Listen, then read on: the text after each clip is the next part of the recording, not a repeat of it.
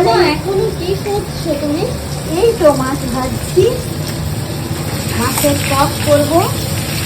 ইলিশ মাছ নিয়ে এসেছি, আজকের একটু সস্তা দিয়েছে। কত? আজকের ওই 800 টাকা আর কি। আরও তো মানে দামটা বেশি হয় একটু বড় হলে মোটামুটি। আর এইদিকে